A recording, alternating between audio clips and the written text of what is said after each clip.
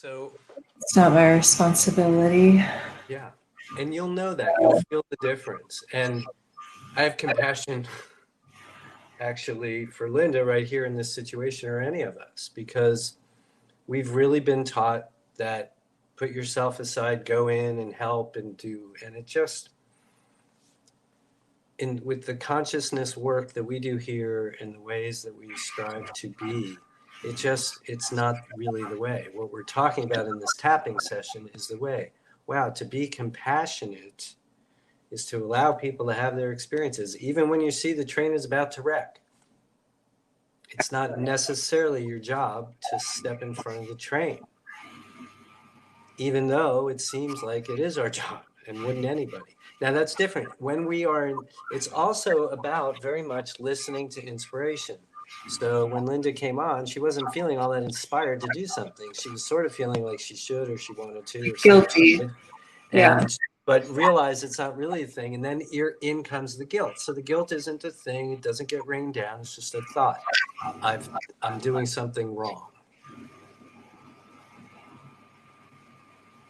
I should, blah blah blah. So as long, beliefs matter. They create experience, and oftentimes emotion, feeling, right?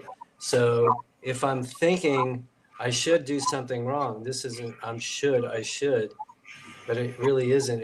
That's just guilt. That's just a guilty thought. It feels crappy, and it keeps you in that space if you don't on purpose switch it up.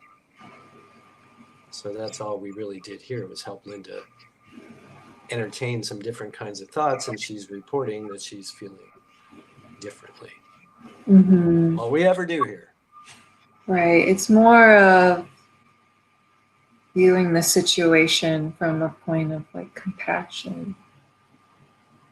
And then again, it all depends on the relationship and whatever, but maybe there's a moment where, hey, I've been thinking about this thing. Would you guys like some feedback? Would you like some da-da-da? Do you want to talk about this? Do you want my thoughts and ideas and opinions? And if they say yes, fantastic. But usually they don't. Mm-hmm. In general.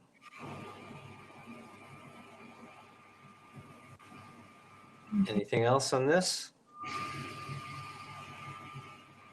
So, other people's life situations, like that's not my fault, right? Or like that's not my. So here's why. So let's look at it the other way around. Do you believe, like me, that you create your own reality? Yes. Do you believe, like me, that you're here for a reason? Yes. Do you believe, like me, that you are a spiritual being having a human experience? Yes. Do you believe that that experience is all about serving your higher self? Yes. Do you believe it's the same for every one of us?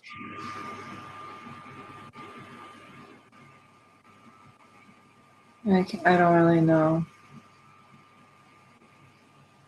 I mean, that's what I believe, but I don't know what other people's experiences.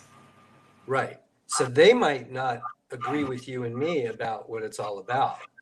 Yeah. But you and I both know they're still creating their reality. They're still here on purpose for a purpose that is 100% personal between them and their higher self of God and whomever is in that chain of command, right? So if that's true for you, that's true for me, it's true for them. Whether they perceive life that way or not isn't so much the issue. But if the struggle is, how do I stop myself from thinking that I should do something, or somebody should? I think what helps with that is, oh yeah, they're just like me. They're having their life. I don't know what it's about. It's sort of pompous and arrogant for me to think that I do. It's hard enough to figure out my own. I'm not sure I'm 100% there on my own. Yeah. Not sure it's even possible to be there with somebody else's. I'm here. I'm available. I make myself known. I'm here for guidance and love and assistance and whatever I can do. And if they take me up on it, great. And if they don't, great. This conversation, I love it because it's It's sort of where the spiritual person can be seen as uncaring and unfeeling in the act of practicing compassion, which doesn't look like compassion to a lot of people, because nobody taught us when we were 5 years old, hey, just let him do his thing, let him fall. But we do it all the time. So the parent who's teaching his kid to ride a bike lets the kid fall down on the bike. That's how you learn. Not going to only ever fall, but part of this process of learning, I got to stand back and just let him fall. That's compassion. That's allowing that being to figure it out on their own without 100% being on their own, because I'm right here. And if anything really bad happens, that's what it's all about. But it's not my job to never let them fall. It's not my job to line the sidewalks with cotton so that if they do fall, they don't hurt themselves or scrape their knee. It's my job to keep a stock of Band-Aids in the house and a little disinfectant maybe. So the act of helping, we have to really ask ourselves, am I really helping? Because if we're really helping, it's going to feel good. It's going to feel good to do it, and it's going to be well received. That's the litmus test. Mm-hmm. So the first way we know we're sort of on the not the most correct path is it doesn't feel right, or we have some hesitation, which you came in with tonight, which is perfect. It's like, yeah, I'm not doing this, but it doesn't feel right to not do it. That's because we're just, I think, because we're just not used to not doing it. We're used to action. We're used to, it's my job, you know? Mm-hmm. Yeah, the Band-Aids, Delilah, is just about, I'm not going to let, I mean, I'm here watching the kid. I'm coaching him or her or them, and they're learning. And if they scrape themselves, then yeah, it's part of my job to have a Band-Aid and just be able to do that. But that's different from my job is to prevent them from skinning their knee.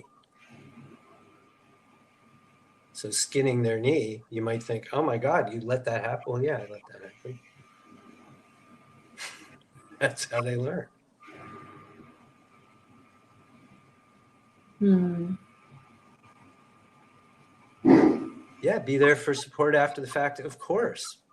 And that's why I was saying with Linda, it's also relationship dependent. We've not talked 1 second about the relationship, who it is, who they are to you, or any of that. But within certain relationships, then it's easy to sit down and say, hey, you want some help with this? Or do you want some input about this? Or do you want to know what I have to say about this, or what it looks like from where I'm sitting? I'm happy to talk about that with you. I can tell you're struggling, but is there anything you need from me? Is there anything you want from me? Keep it as broad and general as possible.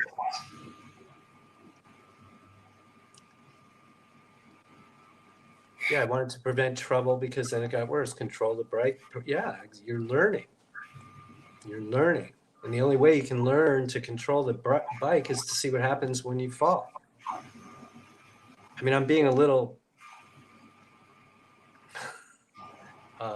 particular about how I might teach a kid to ride a bike. It might be different from you. But to stay with the idea, sometimes knowing that somebody's going to suffer and allowing that to happen without interfering is a compassionate act.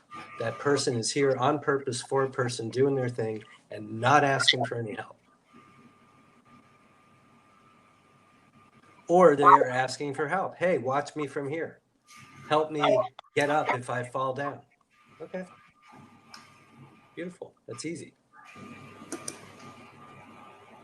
But when you have the adult in that situation who's, hovering and micromanaging, or you're at a work situation and you're being micromanaged and hovered over, how's that feel?